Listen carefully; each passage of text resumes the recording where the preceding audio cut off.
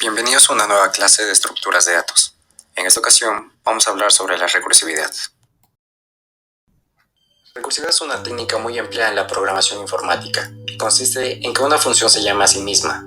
Ya que en programación los métodos tienen la capacidad de llamarse a sí mismos, gracias a esto podemos utilizar la recursividad para reemplazar cualquier tipo de bucle, aunque la gran mayoría de veces utilizamos la recursividad para algoritmos de búsqueda u ordenación.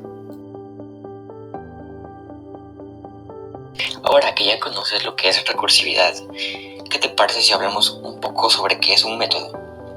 Un método está compuesto por el nombre del método, por el parámetro y las instrucciones.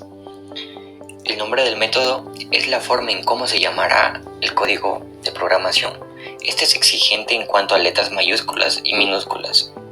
Los parámetros son datos que se envían al método para desarrollar las instrucciones y con ello dar soluciones a un problema. Las instrucciones son líneas de código donde se desarrollan los procesos, acciones o funciones necesarias para dar solución a un problema. Te preguntarás, ¿qué hay detrás de la recursividad? En un programa, al ejecutarlo, se necesita ocupar espacio en memoria RAM. Sin embargo, esta depende mucho de la cantidad de variables que presente el programa. En el caso de la recursividad, con cada llamada se incrementa el número de variables, por lo que se incrementa el espacio en memoria, como lo representa el tren. Cada vagón es una llamada recursiva. Mientras más vagones tenga, más largo será el tren y más espacio ocupará los rieles. Ahora vamos a ver los tipos de recursividad que existen. Pero antes de ello, ¿cuántos tipos de recursividad crees que existen? Exacto, existen 5. Recursión lineal. En la recursión lineal, cada llamada recursiva genera como mucho otra llamada recursiva al mismo método. Esto para dar solución a un problema. Se puede distinguir dos tipos de recursiones lineales, atendiendo a cómo se genera el resultado. Recursión no final. En la recursión lineal no final, el resultado de la llamada recursiva se combina con el resultado de la siguiente llamada recursiva hasta que ésta llegue a la llamada final. Recursividad lineal final. El resultado devuelto es el valor de la última llamada de recursividad. Recursividad múltiple. Se le conoce a la llamada de la misma función varias veces, pero en cada llamada se modifican los argumentos para que no sea una recursividad infinita. Uno de los ejemplos más claros y conocidos es la serie de Fibonacci. Recursividad mutua.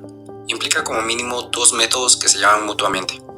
Un ejemplo de estos son las torres de Hanoi, las cuales consisten en discos perforados que se pasan entre barras, haciendo relación a los parámetros de estos discos y barras los métodos.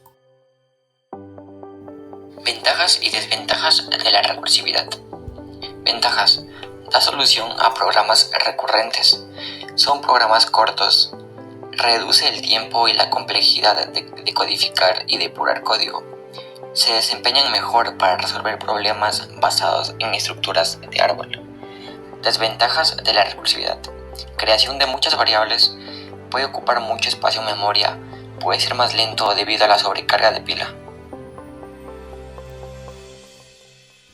Para no hacerlo aburrido, vamos a elaborar un programa de cálculo del factorial de un número para que quede más comprendido. ¿Qué te parece? Increíble, ¿verdad? Pues, ¿cómo funciona? Aquí te lo vamos a explicar paso a paso cómo funciona la recursividad en el método factorial. Aquí tenemos el método el cual vamos a demostrar la recursividad. Primeramente el método, el cual es el nombre del método que se va a aplicar para hacer la recursividad. El parámetro. El parámetro es el valor inicial del cual se va a calcular el factorial. La condicional. Se dan dos condicionales. La primera es en caso de que sea un número negativo, en cuyo caso el factorial de un negativo no existe.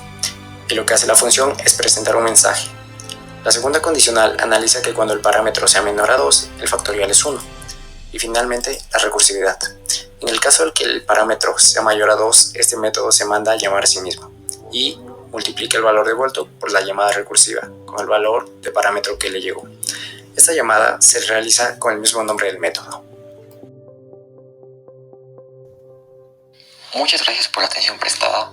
Y recuerda que todos nuestros sueños se pueden hacer realidad si tenemos un poquito de coraje para perseguirlos.